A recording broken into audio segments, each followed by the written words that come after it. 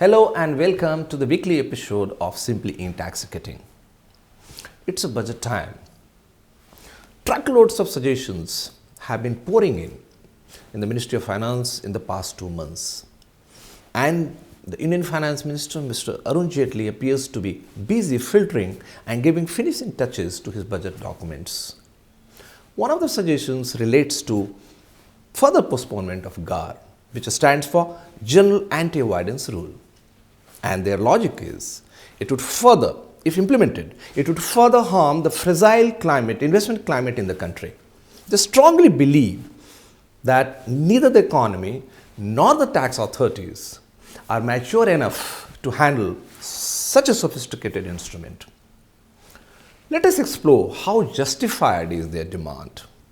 But before that, first, let us look at the evolution of GAR in India.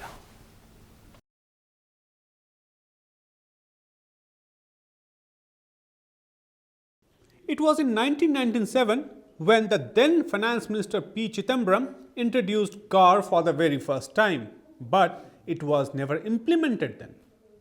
In 2009, it was the Direct Tax Code or DTC that proposed GAR after 1997.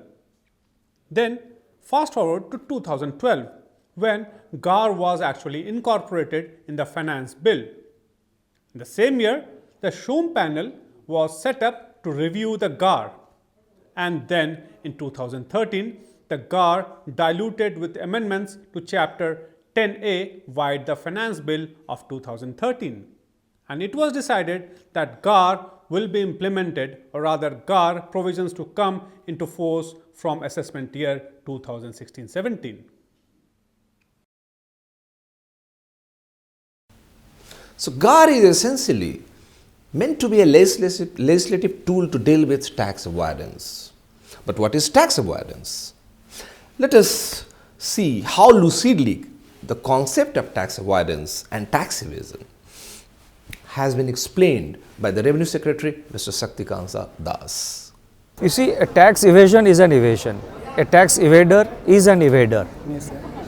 Now, then there is the other category called tax avoidance. Yes, sir. Now, traditionally there are companies who undertake lot of tax avoidance measures. Yes, sir. Basically, tax avoidance is not illegal per se, it is not evasion, but it is avoidance. Yes, sir.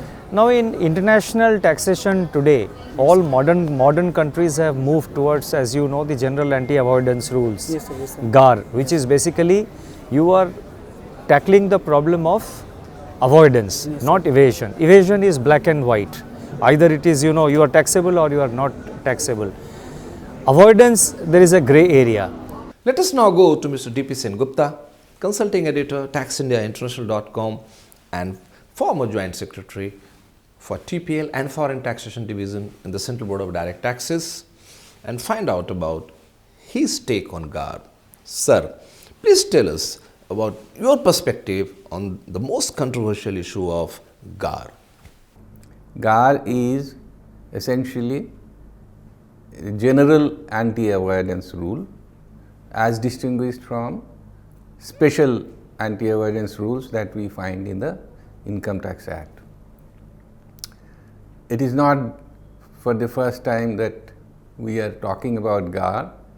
GAR was initially proposed as far back as in 1997 by Mr. P. Chidambaram when he was the finance minister.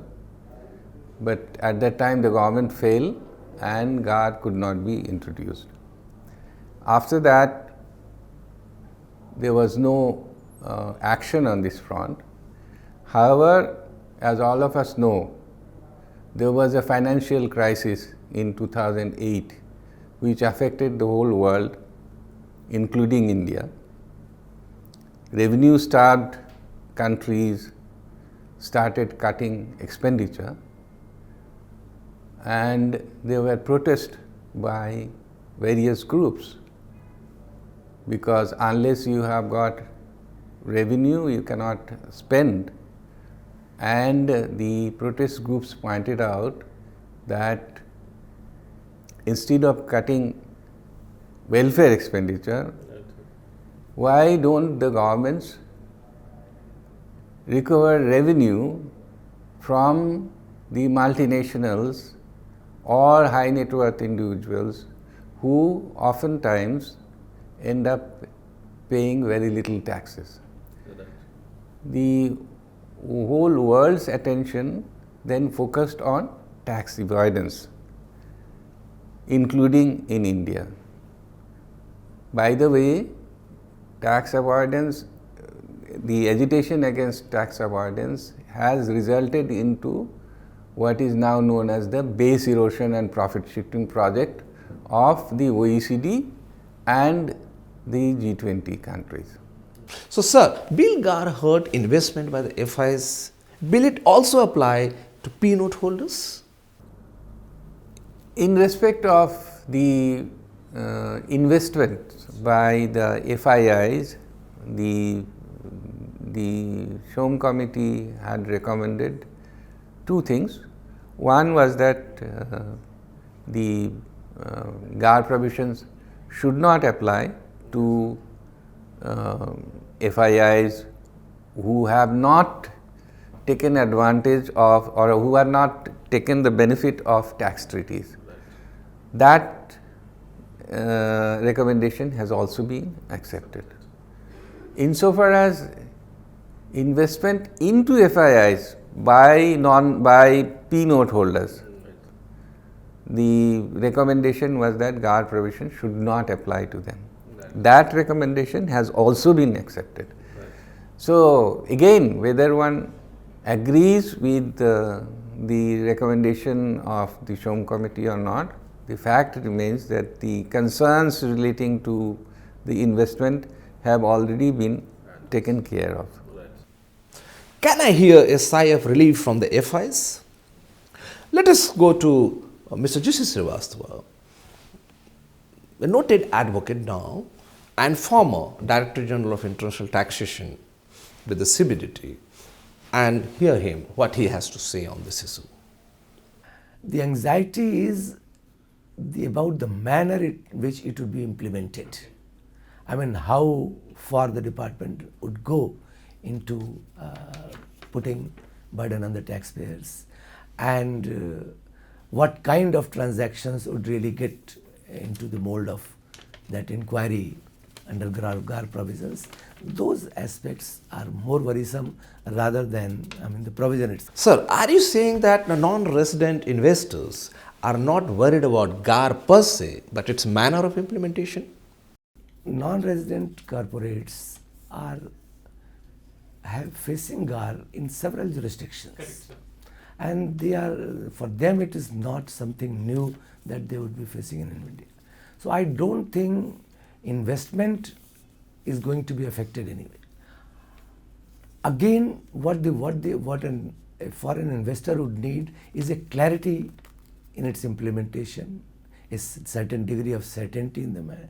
And if the rules and its implementation is clear, I don't think GAR by itself, it's an accepted international provision which is there in some form or the other in several jurisdictions.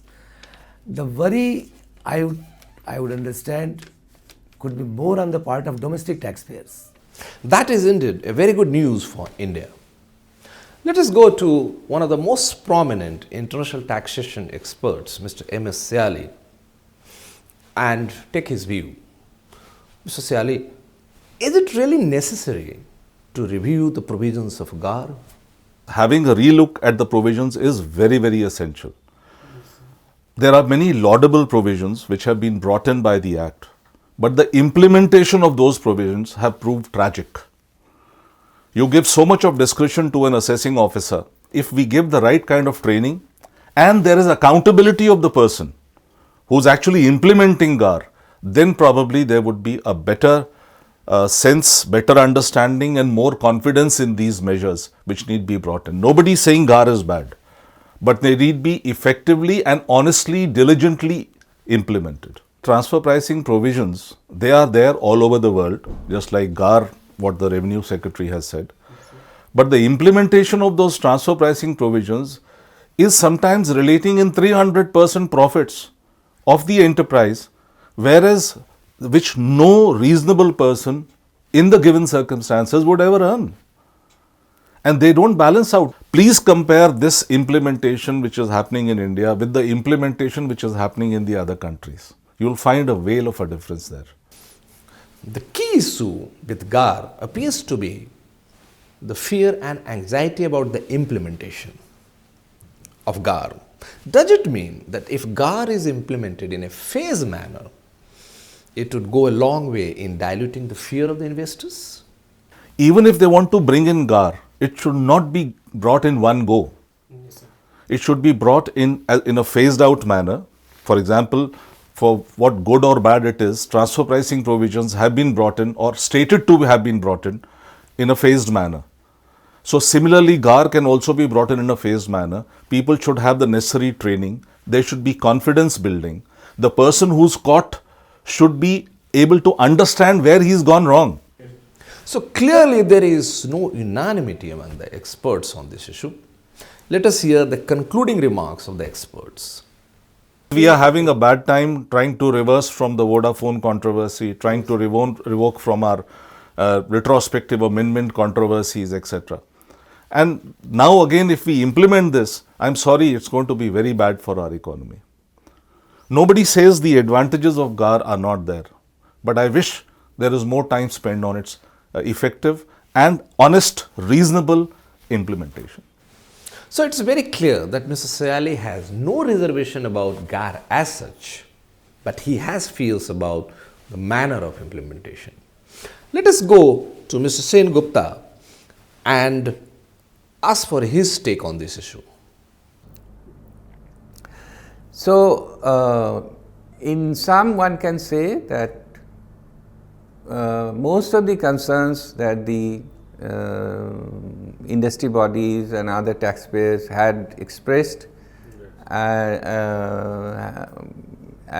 before the SHOAM committee have already been addressed. And in that context, it does not seem that there is any valid ground for further postponement of the GAR. So before I conclude this debate, let us take a look at the global scenario on GAR.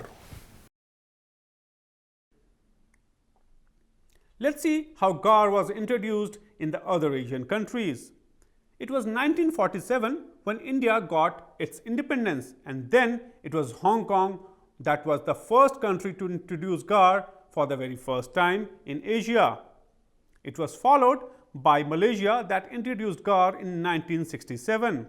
Hong Kong's neighbor Singapore introduced GAR way back in 1988, followed by South Korea after 2 years that introduced GAR, that is in year 1990. When we talk about our neighbor Nepal, it also introduced GAR way back in 2001.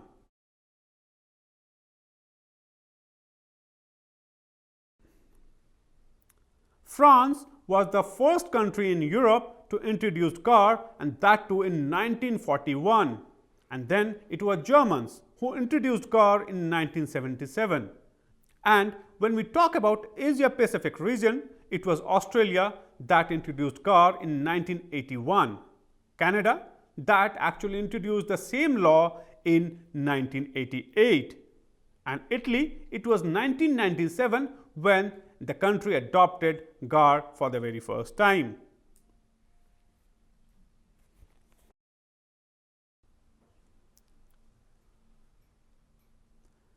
As far as the counterpart countries of India in the BRIC nations, it was Brazil that introduced GAR in 1988.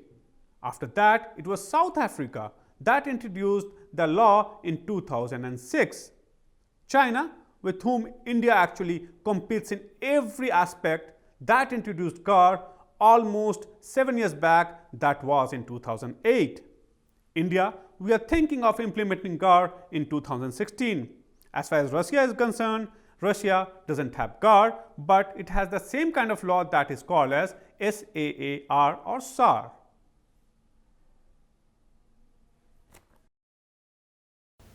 So let us now go to the Revenue Secretary, Mr. Saktikanta Das, and find out how he looks at the issue of GAR.